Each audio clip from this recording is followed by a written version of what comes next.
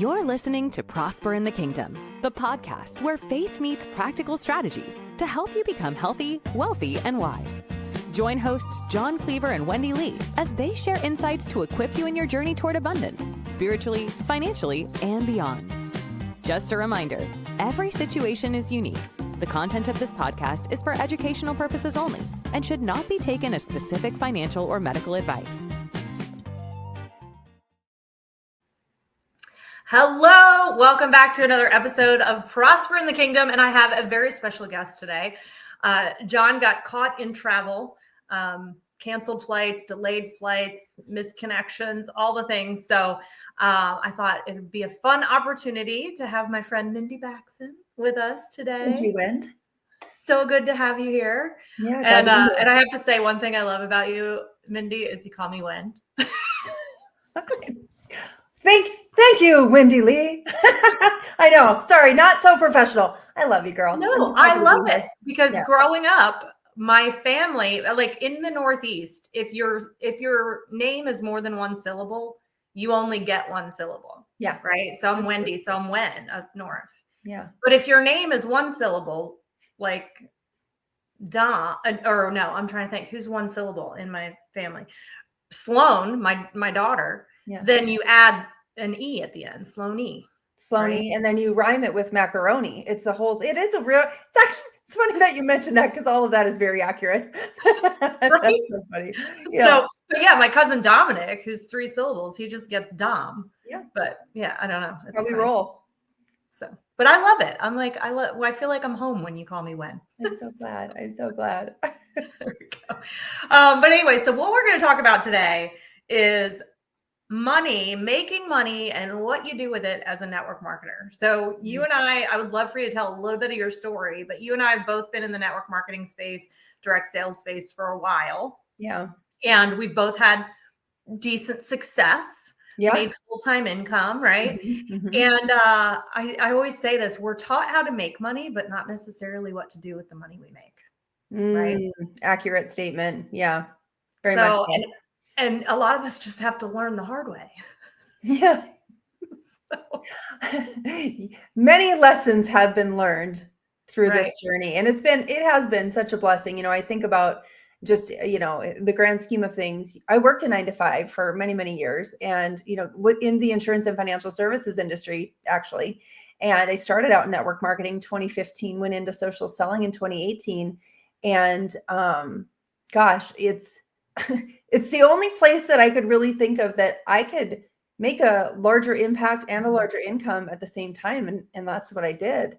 But to your point, yes, we can make a substantial amount of money. And my first year, I doubled my full-time income. And then the year after that, I did build a 6-figure business, which is still wild to think about.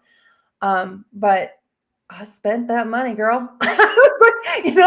Wow, when you're making $10,000 to $12,000 to $15,000 a month and no one prepares you for that. I mean, I guess I say that in it's hard getting the words out because how are they supposed to prepare you for that in a sense? It was not expected, I guess. And it just went boom, like some businesses do. And I guess that's why you're here, right? To kind of help educate people with, if and when that does happen and God willing, there's favor and blessing on your business and that happens, boy, making good decisions. Hindsight, wish I knew better.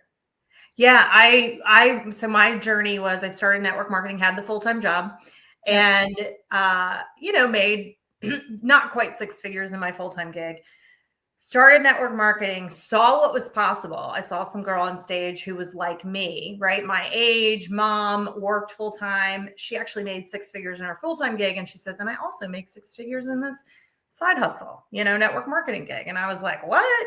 Right? Like if she can do it, I can do it. Yeah. And so I saw her and that was my story that I clung on to. And thank God, because 3 months later, I got laid off and it was my second layoff in a row. And so I was like, all right, let's dig in. Let's do this. And so by my, about 1.5 years in, I surpassed my full-time income. And then I hit 6 figures, like 2.5 years in. Mm-hmm.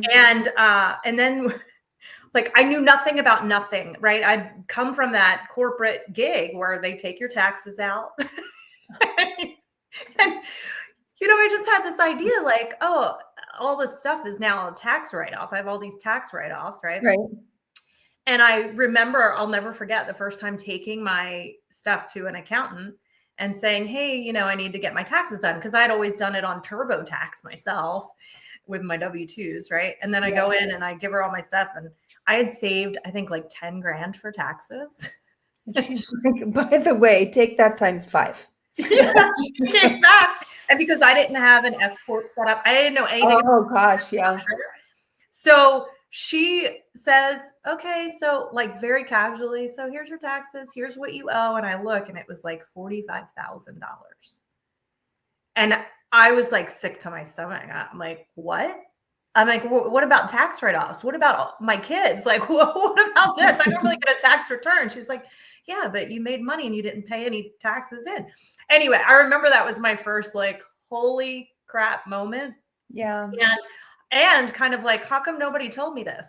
And then one of my mentors in the business is like, oh yeah, I owe the government like $350,000. And send you my girl who helps me with payments and all that. And I was like, what? And this was somebody who was making 6 figures a month, and she was behind in taxes. So it's like, there was not any education. There was not even an example of somebody in my circle doing it right. Yeah. Wow. And I'm just like, and it wasn't just the taxes, right? I think I also was modeled like, because our income we were in a momentum phase in the company I was in. I kind of got in at the right time. And so it's like going like this. And so I'm like, oh, every year I'm going to make more money, right? So what happens, Mindy, when your income keeps going up? You just keep spending more. You keep up with your income. Like, here, tip number 1, don't do that. Yeah, exactly.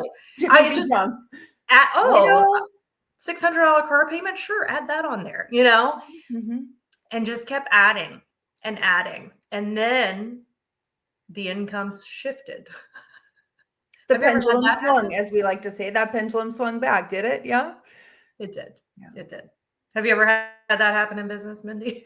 Always, babe. And you know what's crazy? And again, as we journey, I'm so sorry, I have a flyaway that is literally in my peripheral. Anyway, as we continue on this journey, I think that, we, again, without the mentorship and without, especially what you guys are teaching right now. And I love that you give, especially the network marketing folks, the opportunity to learn, because when we know better, we do better. Yes. But to understand that in business, these things are cyclical, right? You have seasons of momentum where that pendulum swings and that wave is there, and you catch that wave and you ride that sucker as far and as long as you can, right? Momentum's a great thing, but understanding that wave breaks and that the waters smooth out again for a while. And it sometimes takes a while before that next wave comes. So you have got to be smart and proactive, with your finances. And again, on the tax side of things, understanding what the S Corp is, the LLC designation. The biggest, I will just say this, I think the best decision that I made ever was hiring a bookkeeper and accountant right out of the gates. Yes. Finding somebody that I'm like, I don't do well with this part. Can you just take it and like, let me know if you have questions? And she's been a godsend for me, because she helped me set up my S Corp LLC designation, start paying myself, start paying my daughter. So anyway, not to get into all of that, but yeah. No, there's so many ways that, I mean, you need the professionals, right? The bottom line is we get in, and if you're in network marketing, and I think it's twofold. Like if you're in network marketing, direct sales, social selling, whatever you want to call it, affiliate marketing, digital marketing. If you have a business, if you're a solopreneur and you have like kind of this uncapped income potential, I think, to set yourself up for more abundance and more growth in the future, you should get that financial team in place. Yeah. And if you're already there, getting that financial team in place, like on both ends of it, and whether you're at the beginning or you're like dead in the middle of it, I think it's important, because when you have that team set up, and I think that it needs to include, like you said, a bookkeeper that does the day-to-day. Yep. You need an accountant that does your taxes, or a tax strategist, right, to help you with your taxes. And then a financial coach or planner. And that's what John and I do, to say, okay, where can you put the money to, because one thing we don't think about as network marketers, right? Typically coming from the corporate world, you got the 401k set up. You think you're good. You're like, oh yeah, I got my little investments or whatever. Which, you know, I was like, that's a whole nother conversation. That's like, a whole other conversation. Yeah, exactly. I know. But as network marketers, right, we don't have anyone like putting money away in a retirement. And I had that mentality of, oh, this is my retirement plan, right? Like I'm going to build residual income that's going to pay me the rest of my life. Yeah. And I remember a couple of financial advisors kind of laughing at me. And then now in the position I'm in now, and having seen how the ebbs and flows and kind of the financial trouble I got myself into, I'm like, okay, there is a better way. And that's how I even got involved in working with John, is because he did a financial plan for me and opened my eyes to, oh, I can take this money from my business each month, put it over here in a non-traditional retirement. We call it a wealth account because you can access it before retirement, this non-traditional account. And I can watch my money grow. I can borrow from it if I need to, but then in my retirement years, right, whatever that looks like, I get to pull from that account tax-free. Yeah. And have, I mean, lifetime income. I mean, we have things we set up as lifetime income, and it's stuff that I had no idea. So having those people in place is so important. And I think too, the distinction, and I'll have you talk to this a little bit, the distinction between your paycheck, right? Like what the company gives you, and your income. Was there a time that you treated that the same that you don't now? Oh, very much so. Again, so many lessons learned, what's interesting too, just this shift over the last several years, just coming to, I guess, an agreement in my life, like success is different for everyone. Okay. Right. These are my favorite quotes. Og Mandino, the greatest salesman in the world. That book rocked my world and changed my life. He says, success is different. Oh my gosh. It sits right next to me every day. Yeah. Right. Success is different for everyone, but failure is the same. Failure is man's inability to reach his goals, whatever that may be. And so I've redefined success in my life, where, hitting ranks and making all this money and whatever, I'm not fancy. I live in North Dakota. I drive a Honda. Okay. I don't really care. I'm not materialistic really, and teach their own. What if that floats your boat? Good for you. But like success to me is very low stress. It's me getting to kind of do what I want during the day when I want and hang out with a dog, like that's kind of my best little buddy over here, and make my kids whatever they want for breakfast in the morning, because I'm not rushing out the door to have to get to work, or, having to hustle and grind. And like that has shifted so much for me. And so back to your point about the income piece, regardless of, and I'm in a rebuilding phase right now, so I'm building again. But if God's favor is on this business and I start pulling in, 5 figures a month again, like I was, I'm still going to live off of half of that. I'm still going to live off of my, my paycheck, so to say, and be very mindful of those dollars, because I understand that, when you're good with little, he blesses you with much. But I also have learned the lesson that when you're blessed with much and you're not very good with it, again, lessons are learned. And I like, my hope is too, if this is whoever this is reaching today, that they can just learn from us. Although sometimes we got to learn our own lessons. Like somebody maybe could have told me this a while ago. Yeah, sure. Yeah. Yeah. Then I would. Good. And the big difference, I think, is we've got to create that differentiation in our mind that our commission check from our network marketing company or whatever it is, right? Or any streams of income you have coming in as a 1099, that is not your income. That's your revenue. Right. Oh, yeah. And creating that distinction. This is my revenue, right? So the way, we have our network marketing team set up is revenue goes into the business bank account. And then there is a salary paid out that's consistent. Yep. And then if we need or want above and beyond that, we do an owner's draw based on what's in there, what the needs are, and things like that. But there's a consistent paycheck coming out. And what happens with that, when you learn to budget, right, or create a spending plan, as we like to call it, you create a spending plan and you say, this is what I'm pulling to live my life. Yep. Or if you're in the beginning, right, this is my bonus money that I'm paying myself each month. Let that money grow in the account, right? So that when you do have those dips, you don't have to change what you pay yourself. Yeah. Because that's the biggest challenge I've seen in my history of network marketing, especially when people depend on that money, is that the ebbs and flows of it, kind of like realtors too. Realtors could take this advice. Yeah. Yeah. Right. That you get paid, your income's inconsistent. But really, we should say our revenue is inconsistent. We should create an income that is consistent. That's good. Yeah, that's true. And just making that little distinction and that shift in the way that we operate can change everything. Yeah, big time. So yeah, that's really, really good. Yeah. And then, a couple of the other things I just want to point to real quick as we're talking about this is, accounting for expenses. What does it actually cost to run your business? A lot of times, in network marketing, especially in the beginning, right? They all have those pay cards that we get. And, I remember, I don't know why it was this specific company, Unique. I remember for some reason they would all be, I don't know if they had a pretty pay card or something, but I remember always seeing Unique bought my coffee today. Unique bought this today. Like, I just remember seeing that. And this is years ago. This is probably 7 years ago, 8 years ago. And, but that mentality of it's loaded on the card, I swipe, and that was like my extra money. But there's like, literally when you're doing that, there's no control over what's your business expense. Are you saving for taxes, right?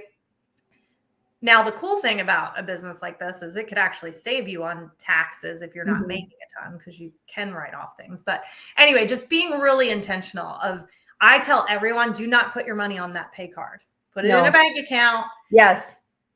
Budget your business and pay yourself. A separate bank account. I think that was another thing that I did really well out of the gates was I was like, I have a business checking, I have a business savings account, and all of my business stuff like went through there. Yeah. So that was huge. And my accountant bookkeeper lady, she's one of the same. I lucked out.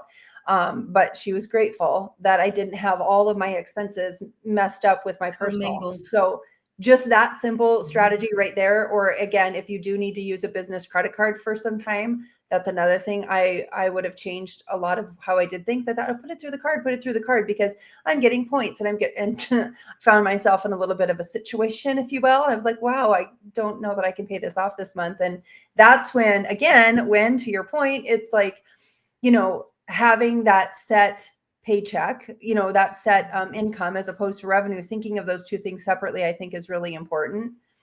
And trying to operate, putting your business hat on and trying to operate your business like a business.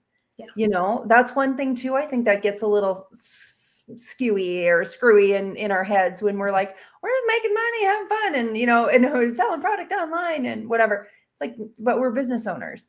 Yeah. Screw your head on, get a book, tap into this podcast, like learn from people and make some educated decisions, because otherwise, it can cost you. Yeah. It's cost me. I will tell you, I've been pretty vulnerable about my whole owing the IRS way too much money because 2 years in a row I got behind, and it was super stressful. And then, the ebbs and flows in business and not having this set up. And now it's awesome because we're doing really well and doing it right. Yeah. And there's so much peace in it, and just to know, like, this is what I'm getting paid. And at the same time, when we have big months and when we have big, revenue coming in, it's like exciting to go, okay, in 3 months, when we take a look at that, like, what are we going to do with that? Right. Yeah. According, with taxes and stuff, it's like not something we want to leave in the account after the year. So we can pay ourselves bonuses at the end of the year. We can invest it. Like, there's all these different things we can do. And it's just so empowering. And John and I talk about this a lot, but if you don't tell your money what to do, it's going to do what it does best. And that's run away from you.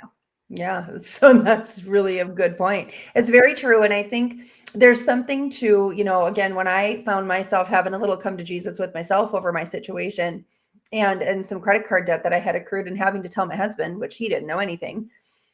Oh, God help me. Anyway, but here's what happened. When I needed to face it head on, as scary as that was, there became kind of like I don't know, how do you want to say that? Like, it shifted me into a little power position, no, I control this. I have control over this now. And again, as much as I didn't want to acknowledge, and I just kind of like pushed it aside. And I coached you guys. I'm a strategy coach for a really incredible trainer in the online social selling space. And I talk to women all the time who are like thousands of dollars in debt.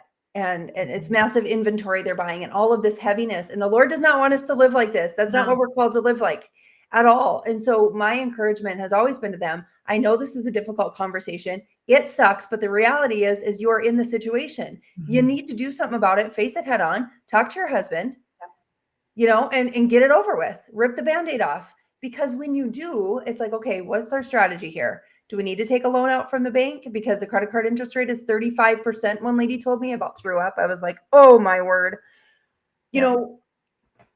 Anyway, sorry, not to go off on that whole thing, but man, I see that often. It breaks my heart. And we just need to be smart about it. And again, screw your business hats, or screw your business hat on, put your business hat on and go, okay, let's get solution minded. What do we need to do next? Yeah, to that point, and we'll wrap it up with this. When I first sat down and got my financial plan from John, this was years ago, I cried. I didn't want showing him my money. I didn't want to do it. Yeah. And he's like, "What do you have saved?" I'm like, $3,000. Yeah. And I was so embarrassed. And there's times that I had nothing saved, nothing. Yeah. And was down to my last $200-$300. I've been there, but as hard and as painful as it was to go through that and take a good hard, because I was an ignorer. I'm like, put my head in the sand. Yep. And then it would wake me up at 2:00 in the morning, stressed out, sick to my stomach, to the next day, ignore it again. Yeah. Right. Anybody ever been Not in a that good way to pattern? live. No. Yeah. And so when I got my financial plan, I'm like, I have to face it. I have to look at it. I have to say, this is what I've got to do. Right. And it, to your point, there was power in that. Yeah. It was no longer am I a victim to what my money is doing. I am now the owner, the steward, honestly, is how we need to look at it. This is God's money. He's entrusted with us, and we are the stewards. And what does that mean? It means we tell that money what to do. Yep. And when we can have that mentality, that mind shift, it really is empowering.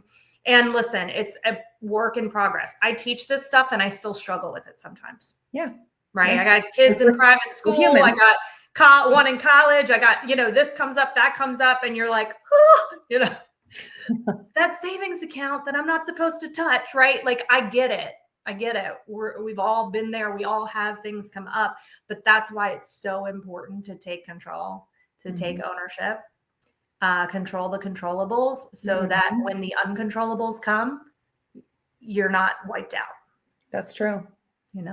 So any final thoughts, Mindo? No, it's a great conversation to have. And I think, again, anytime you bring these things to the light, it dissipates. And I know that, I'm sure, having to go through numbers with John and sharing some of that with him, it's scary. You're embarrassed. You feel like, all the things, but you can walk away from that with a plan and hope to go, what, if it takes me, however many months to tighten things up around here and really start focusing on, chipping away the debt or whatever that looks like for you. Like the first step is to take the first step. Yeah. To get on a call and to connect with you guys on, what does this look like for me? And so that's just my encouragement. Stop waiting, stop pretending it's going to go away. Shove it back under the rug again, because there's a big old bump under there. You know what I mean? You're going to be tripping on that every day. Yeah. So it doesn't go away. So sorry, until you really take a hold of it. And there is so much power in that. And that's my hope for everybody. If you're listening to this and you're in that situation, take the next step and just get it done. Rip the Band-Aid off. Yeah. Yeah. You guys, if you're watching this and like, get the financial plan, like, let us help you create the plan. Our team is available. Work with your schedule. It's 2 Zoom calls. One where we figure out where you are and where you want to go. And second call is showing you where to go and how to get there. Yeah. And you get to take action on it or not, but at least like, get the plan. So drop the word money in the comments wherever you're watching if you want to get on the calendar with our team to get that done. But my heart and my passion is for, really the kingdom-minded entrepreneurs to be empowered by their money and not overwhelmed with it. That's good. So yeah.